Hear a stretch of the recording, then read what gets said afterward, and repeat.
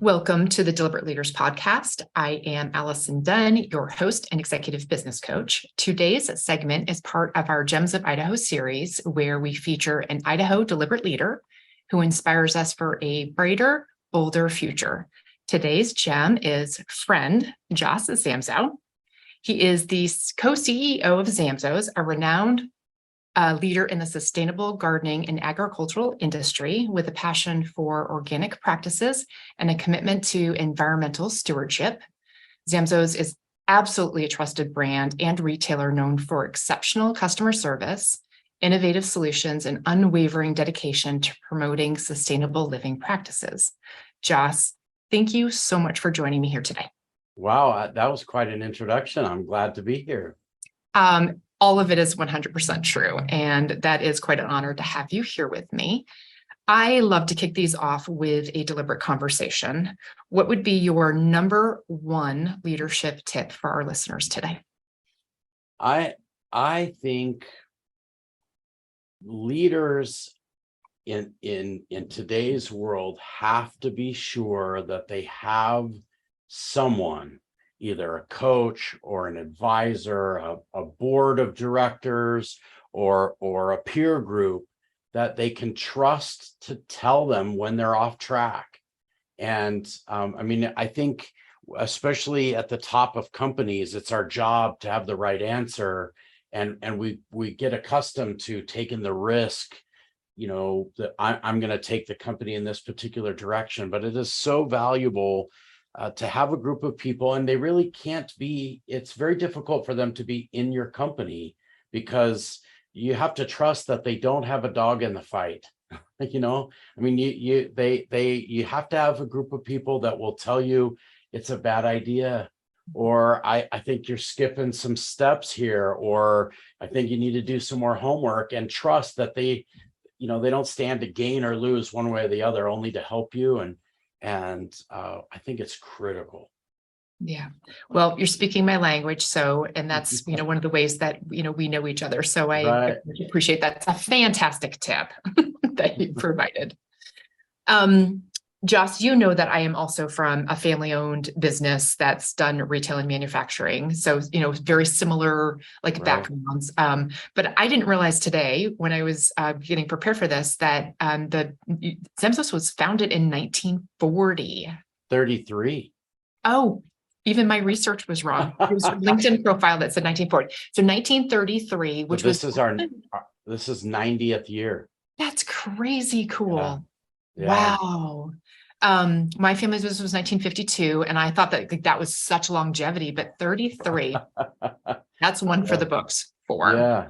And you have an incredibly rich family history as a family-owned business. So how was it originally founded? Just so our listeners kind of get the baseline of who you are in the family business. Right. Well, my great-grandparents sold their farm in 1933 and bought a little feed mill in Boise, where they were mixing feed on the floor, on a concrete floor with a shovel, with formulas they had from the University of Idaho. And my great-grandmother would, hand mix that feed, put it in 100-pound bags, sew the bags up and carry them out, and then walk all the way back home, milk the cows, feed the kids, and do it all over again the next day. It was truly an amazing thing. And that they started that in the worst year of the Depression. Wow. So in the sequence of things, they ran and grew that until still today. Well, they ran the company for about 25 years or so, and then my grandfather took over in the early 50s. Okay. And then my dad and his brother took over the company in the early 70s. Okay. And then really just in the last few years, my sister and I have taken over from my father. Okay. So it's kind of passed on across the kitchen counter through multiple generations. Do you think that your great grandfather established the values that is represented in Zamzows still today, or has it evolved? Well, this is kind of a funny story. We don't talk about this a whole lot, but it was Grandma Z. Oh. It was Grandma that really, it's not that my grandpa, my great grandfather didn't have a twinkle in his eye and a wonderful sense of humor and a work ethic, and of course all the rest of that. But the true driver of our company was my great grandmother Carmelita, Okay. and she's the one that set the tone. And I think uh, as startups, a lot of my friends have startups, and they design a company around what they think they want the company to be. And then the reality is that when you fast forward 90 years, some of the things you are were the things that you intended to be, and some of them are things that you became over time, that proved to be your niche in a market or proved to be your style. And I don't know that you always know. I mean, you have your dream of what you want it to be as a Mhm. startup, but sometimes to look back 90 years and think about what Zamzows is today, I don't think grandma would have lined a lot of those things up as things that she thought we were. It just turned out that's how we turned out. You evolved to be. Yeah. Right. Do you guys have a set of core values that you can list off for me? We do. We want to provide the highest quality, environmentally sound products at a customer service level beyond our customers' expectations. Um, I I think that's the answer from 1995, Mhm. that you so typically get. But I think the subtle things that grandma maybe not mentioned is that we are storytellers. We communicate with people with real life stories about how the products evolved and how our experiences with things, and it's very conversational, it's very personal. Even on the radio, we're that way. And we're very authentic. We try not to be fancy. And I think that those are just kind of the tenets of be real, take care of people, share a story, Yeah, when people, or when they have time to hear it, that type of thing. absolutely. Um, I know this is probably, I'm sure I've said this to you over and over, but family owned businesses, privately held businesses are an incredibly near and dear element to my heart because that was kind of what I was raised up in. But family owned businesses, it can be hard. Yeah. I mean, you face some unique challenges and definitely like the history, the longevity, the institutional knowledge of that opportunity of knowing it was Grandma Z and Carmelita, and like you have great stories that are yours, Yeah. right? Yeah. So like coming at it. So how has being a family-owned business shaped the culture and the decision-making process at Zamzows in between you and the current co-CEOs, you and your sister? Yeah. Well, I think the key for us, and we're still evolving, we're still learning how to do it. I don't think that Callie and I have yet figured out the perfectly smooth way for us to lead together. The advantage is I think we're way farther ahead than my grandfather and his brother were, or that my dad and his brother were at this stage. And so there's hope that will ultimately be it'll be easier for us. But I think the older I get, the more I think um, that everybody in the family needs to have their own role with their own stuff, Mhm. their own portion of a dream or a section of the company that really is theirs to lead. Because it is hard for everybody, especially when everybody's active and in a growth period in their careers and wants to get better and grow in their influence. You got to have your lane, Yeah. and that's a hard part. It's interesting that you are bringing up the fact that you're saying your own lane, and then I know that you both kind of share a little bit of a lane, but bring very vastly amazing strengths Mhm. to that same lane. And I guess with that in mind, obviously transitioning leadership from one generation to the next can be a super complex process. I mean, Mhm. your dad is still in the business, correct? Yeah. Yeah. And then bringing up leadership. So similar transition that my family business has made as well. Can you shed any light on how the succession planning has taken place at Zamzows and how the family's vision and legacy is being fulfilled and continues to drive the company forward? Well, in so many ways, we're bootstrappers. Okay. And what I mean by that is we just kind of figure it out as we go. And I think there are some really smart people that create, succession plans that are all lined out, and I could learn a lesson from them, I think. But I think our reality is we all have the same desire to grow the company and continue in the company. Those of us that are involved, it would be so different if I had another sibling that wanted to sell out or some other thing. But for us, where we want to stay engaged and we want to be involved, it really is about how do we see it in the next 10 years, and is there going to be a straight path forward for me 10 years from now and a straight path for my sister 10 years from now, and really what dad his big hold off from like official, I don't think he will ever fully retire, but he really wanted to see that we would make the day-to-day decisions the way that he would make them. And then as soon as he felt confident about that, he was willing to step back. And he doesn't play a role in day-to-day decisions. He does if we're buying property, or if we were going to open a new store, he's involved in those types of things, and real high level, legal stuff. He plays a role, but he trusts us to make those day-to-day choices. But again, those were conversations that Callie and I we were being trained on the Zamzow way to handle things, at the kitchen counter. Yeah. Yeah. Listening to dad talk about how he was negotiating or dealing with an employee that was giving him trouble, or I mean, that's just ingrained in us. Yeah.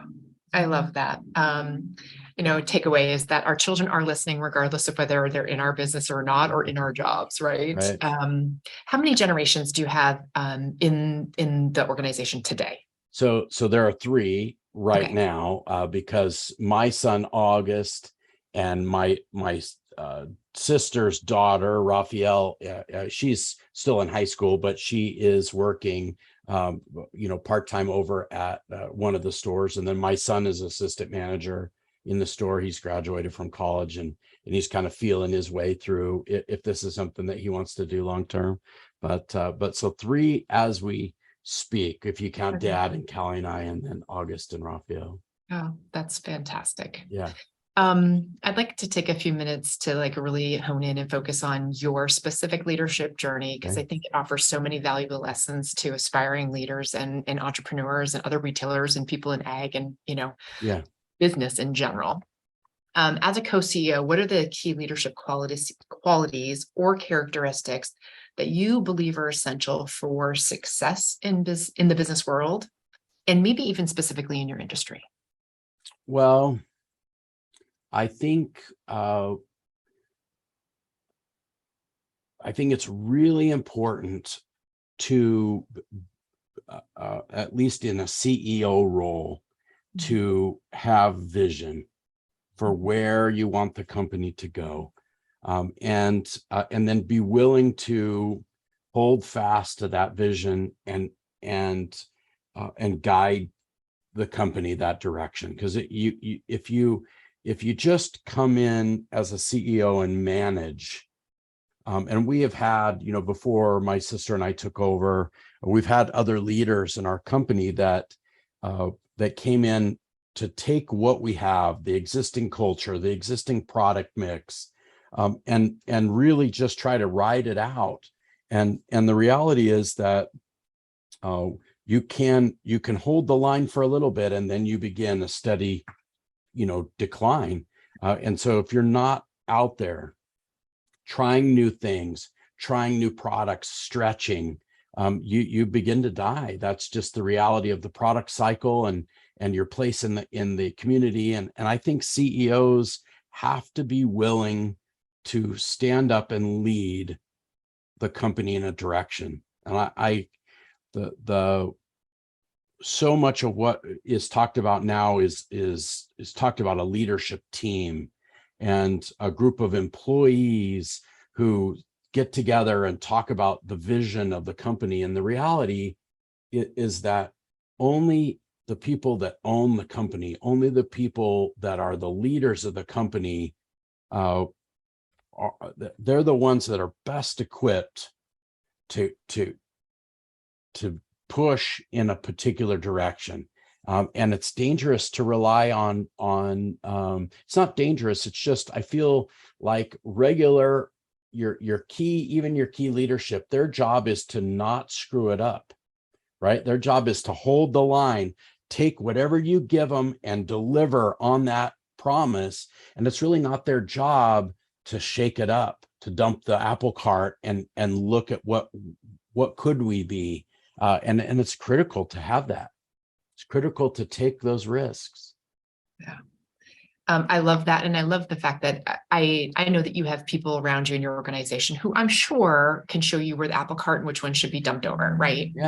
Yeah, For absolutely. Sure. But that it is your responsibility. That's the part you own. You can't blame that on someone else or expect someone else to take that initiative. So that's cool. Can you share an example of a challenging leadership situation that you've encountered at Zamzows and how you navigated through it? And I'm sure there's a bazillion stories, but I'm thinking just even in our market in, dealing with COVID and growth in sales and supply chain. So pick something and let's get through it. I think COVID was, it still stings because especially in Idaho, where we did not have a common alignment about the vaccine, about masks, any of that stuff. And so even amongst our leadership team, we had very smart people who were very passionate on totally opposing sides of the same issue. And I remember talking with some of my other friends who are leaders and them sharing about how the entire office was all in alignment.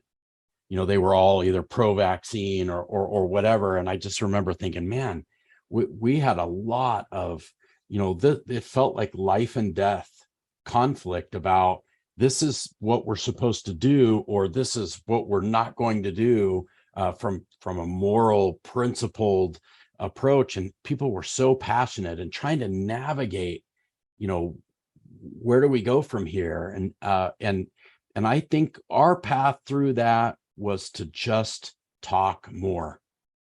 We just got on a Zoom call every single day and we talked it through. We came up with, and even where there were agreeing, completely opposed positions, we were able to say, okay, well, here's how I see it, and here's how I see it, and where's the middle ground? Where is the solid ground for the business? And I think we would have really struggled if we wouldn't have had that every single day conversation. Everybody knew where everyone else stood, and we respected each other's positions the best that we could. But man, we just had to talk it out a lot. Yeah. Anna, who's on my team, and I just recorded a quick little snippet on understanding how to navigate and negotiate your position versus the interests of the greater good or the company or the team and whatnot. And I love the fact that you just used those exact terms. In outlining that. And you weren't alone in that. I mean, obviously, we're in the same, community in Idaho, and even the smallest of smallest teams, never mind hundreds of employees trying to make decisions, was like, it felt like life or death, or like making that decision. So I'm sure that's not going to be our last most difficult leadership challenge to navigate, but your learning from that was you can't communicate enough. Right. About Right.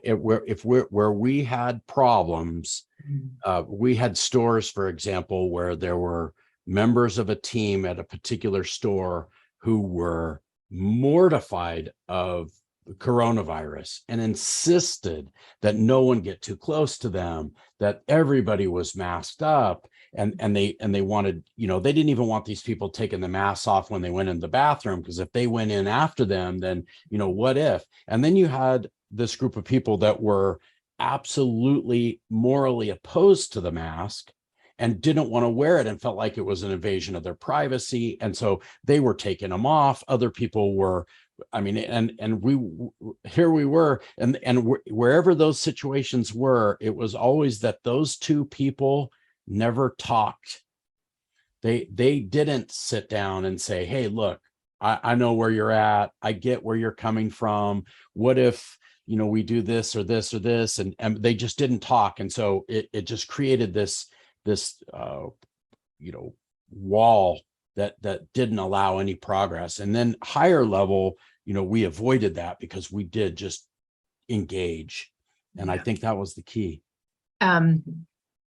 Effective communication, is the challenge of humanity, honestly.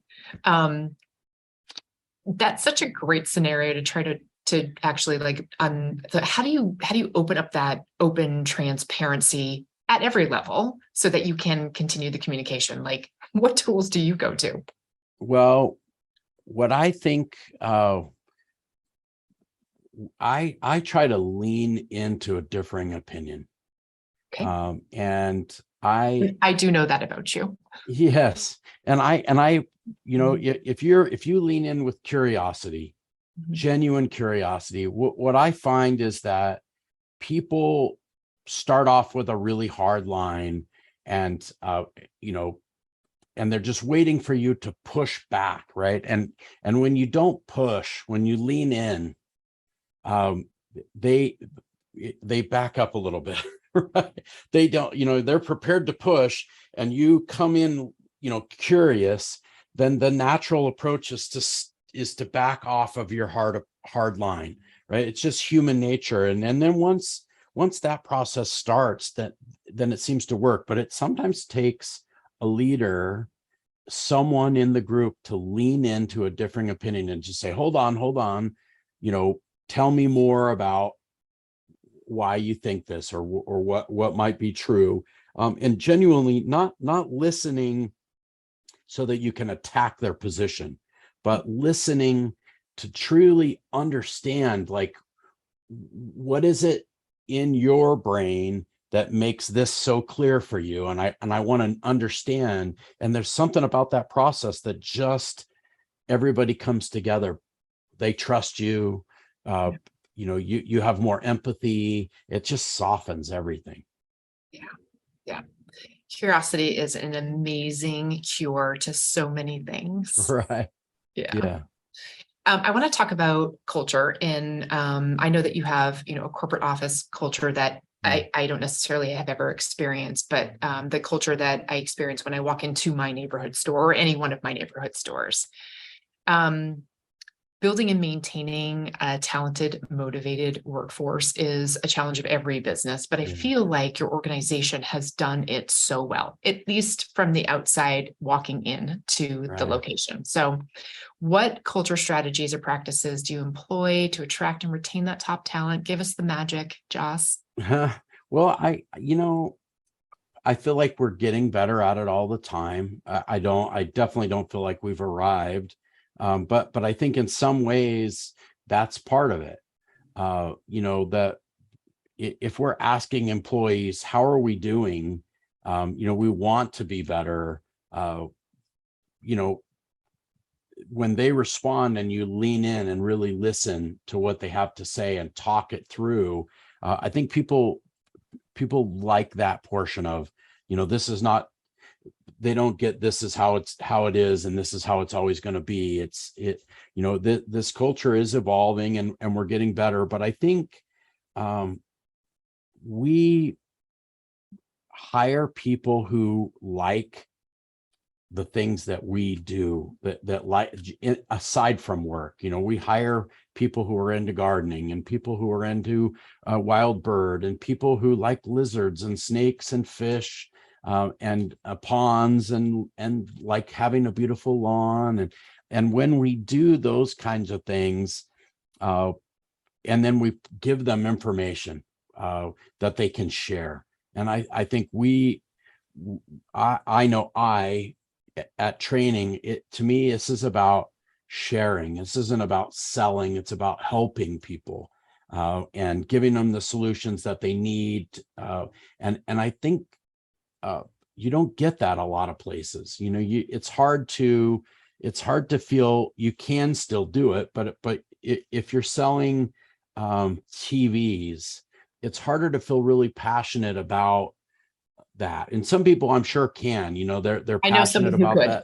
that theater experience, or the sound, or whatever. But if you are a gardener and you love beautiful flowers, and someone comes in looking for this is their first yard, and they you can't hardly wait to tell them about hot lip salvia, or wait till you see this Gara that you're going to plant. It blooms all summer long, and it'll wow you. Like, the people that love those plants love to talk about and share, and then it gets rewarded, because then the customers can feel that passion. And so I think we try to hire the people that are interested in what we sell, and then we spend a lot of time trying to teach them how to help people, and what do the products do, and how do they work. And so I think people that like learning enjoy working for us, and they get a play in the world that they love.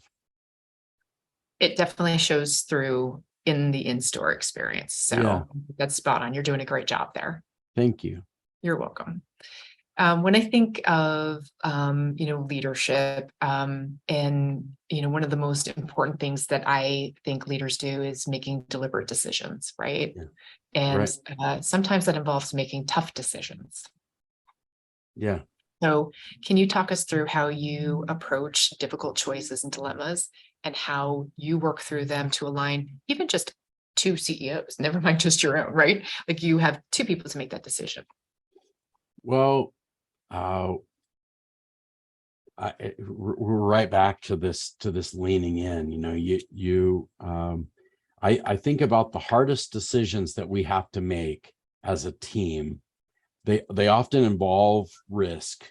They involve, even with COVID, it was about risk. I mean, what are we, if we relax the mask mandate and somebody comes in and gets COVID and it wipes out the store? I mean, you're talking about hundreds of thousands of dollars that a company of our size could lose in a week if everybody at the store got it. And Right.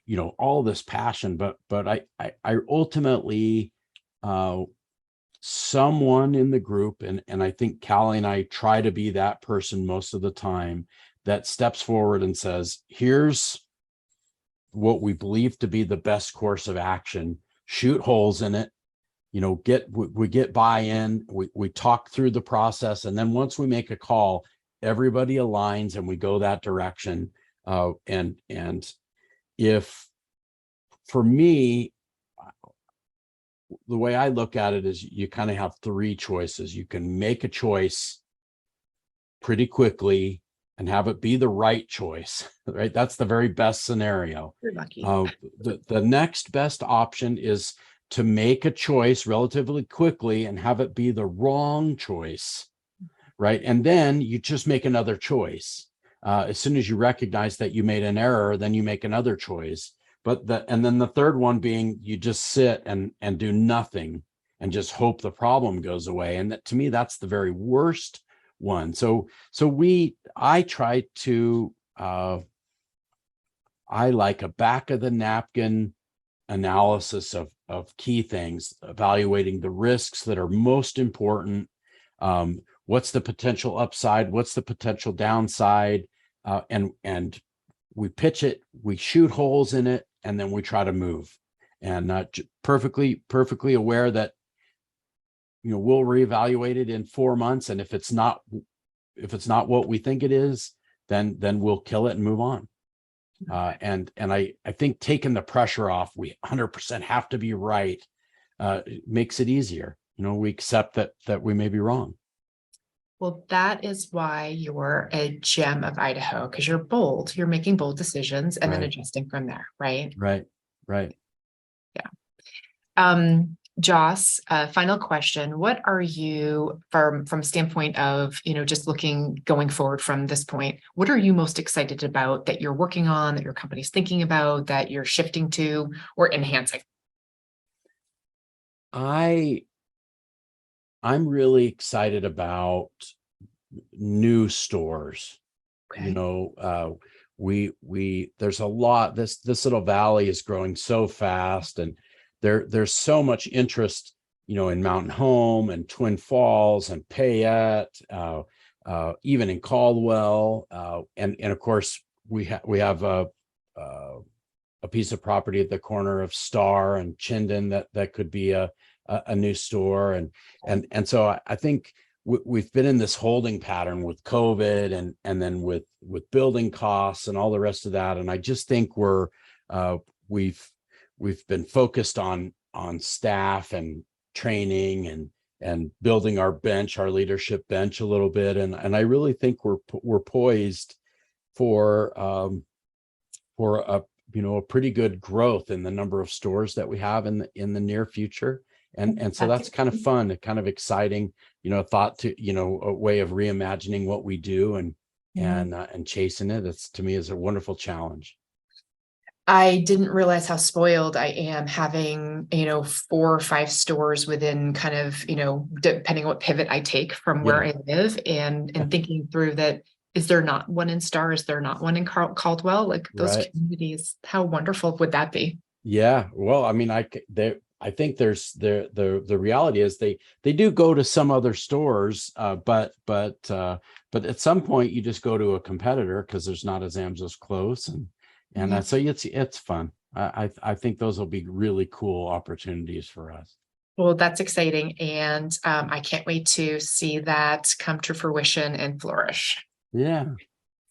Jos, thank you so much for your time today. I have loved our conversation, and I just want to make sure if anyone wanted to connect or follow you, what is the best way to do that, or where can they find you? What store? Well, I typically am all around. Okay. I do spend an awful lot of time in stores, but usually the very best way to catch me is at the home office in Nampa.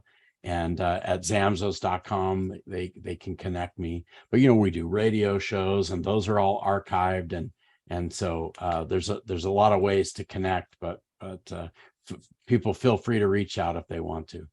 Fantastic. Thank you so much. You bet. Thank you.